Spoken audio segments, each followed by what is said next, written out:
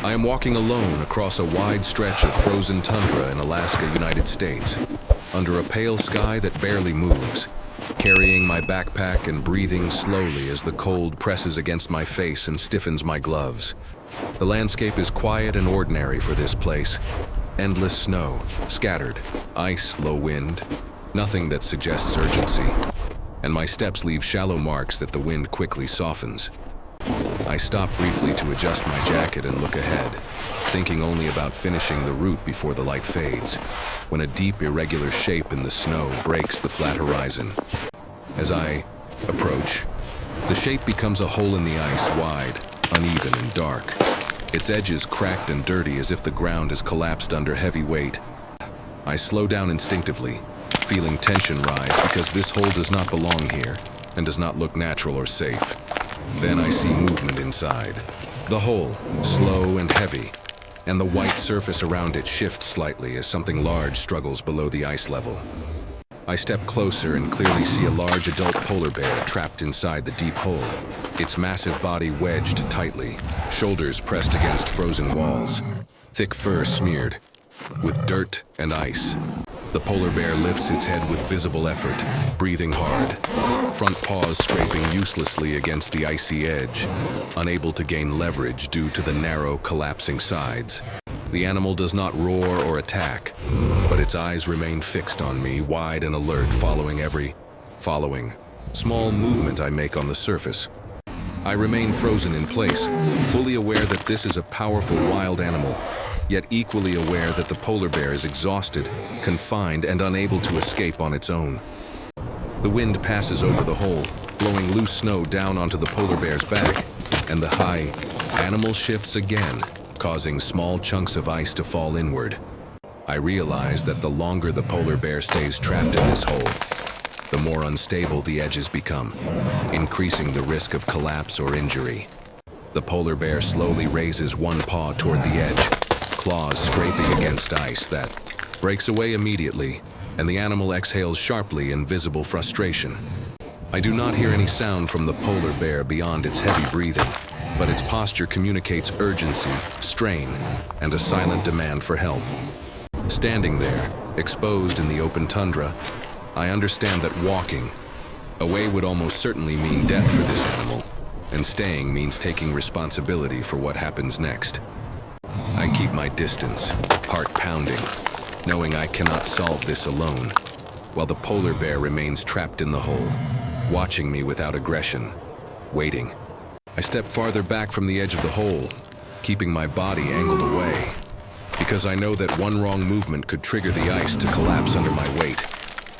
The cold intensifies as I stand still, and I feel it seeping through my boots and gloves, reminding me that time here is never neutral.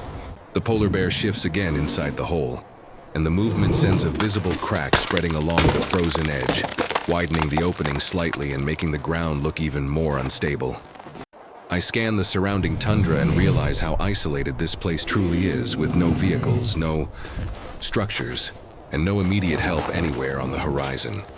The wind picks up, stronger now, pushing snow into the hole and reducing visibility, making it harder to see how deep the polar bear is trapped. I notice the polar bear's breathing becoming more labored, its chest rising faster, condensation, forming thick clouds in the freezing air. The animal attempts another slow movement, trying to rotate its body inside the narrow space, but the frozen walls resist, forcing the polar bear to stop abruptly. Chunks of ice fall from the rim again, landing near the polar bear's head, and I realize that continued movement could cause serious injury or complete collapse. I check my equipment instinctively and recognize how limited my resources are. No heavy tools, no machinery, nothing designed to extract an animal of this size. The light in the sky begins to shift subtly, and I understand that daylight will not last forever in this environment.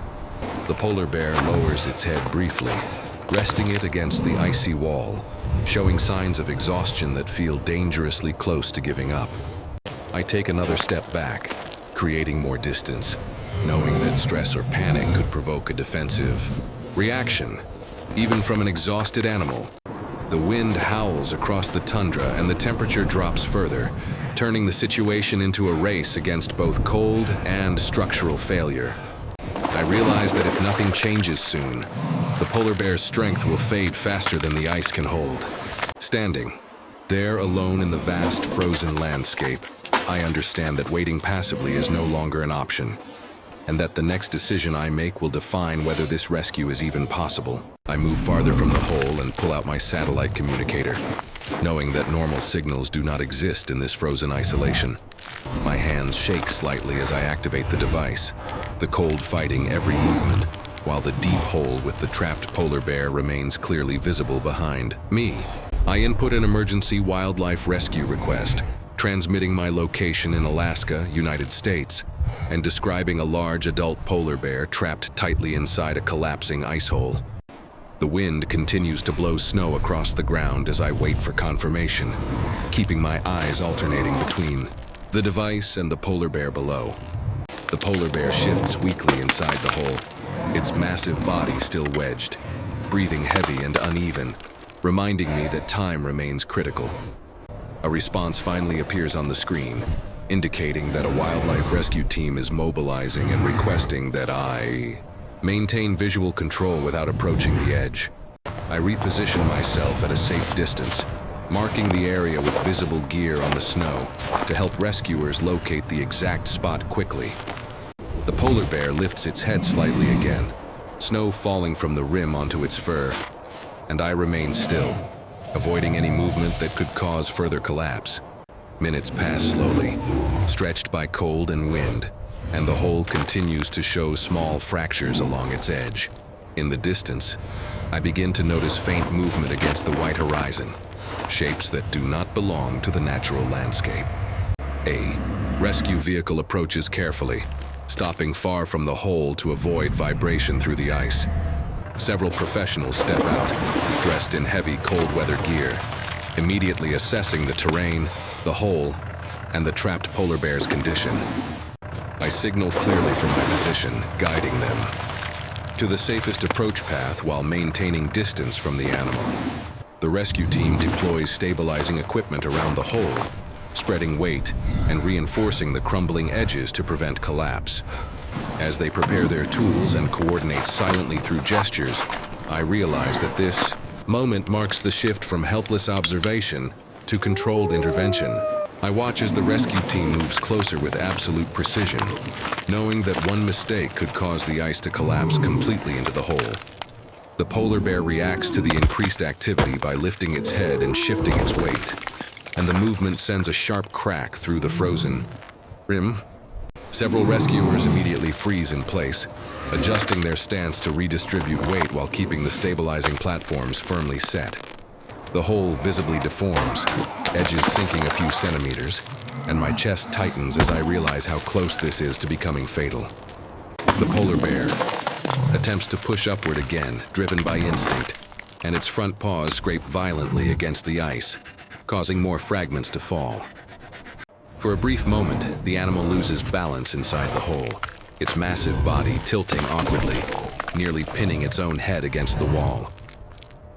The rescue team reacts instantly, tightening support lines and signaling each other to hold position, preventing a full collapse.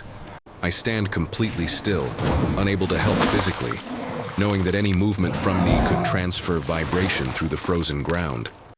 The polar bear's breathing becomes rapid and chaotic, condensation bursting into the air as panic briefly takes hold. One rescuer carefully lowers a reinforced harness into the hole, guiding it slowly around the polar bear's upper body and chest. The polar bear resists weakly at first, confused and stressed, but its strength is clearly fading as exhaustion overtakes panic. With precise timing, the team secures the harness, ensuring it does not constrict the animal's neck or restrict breathing. The ice beneath the polar bear suddenly gives way slightly, dropping the animal a few inches deeper, and my heart stops. Without hesitation, the rescue team initiates the lift, distributing force evenly to counteract the collapsing walls.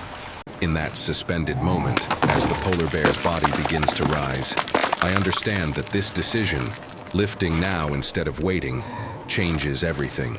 I watch as the rescue team continues the lift with controlled strength, raising the polar bear inch by inch as the ice walls finally stop collapsing. The polar bear's massive body clears the rim of the hole, its legs hanging briefly in the air before solid ground supports its weight again. Rescuers guide the animal carefully onto reinforced snow mats, ensuring the polar bear's body is fully clear of the hole and no longer under threat. The polar bear lies on the surface for a moment, chest rising deeply as it draws in cold air without restriction for the first time. I see the tension leave its posture gradually, muscles no longer forced against ice, paws spreading naturally on the snow. The rescue team loosens and removes the harness step by step, maintaining safe distance while confirming the polar bear can move freely. Slowly, the polar bear pushes itself upright, standing tall on all 4 legs, its full size now visible against the frozen landscape.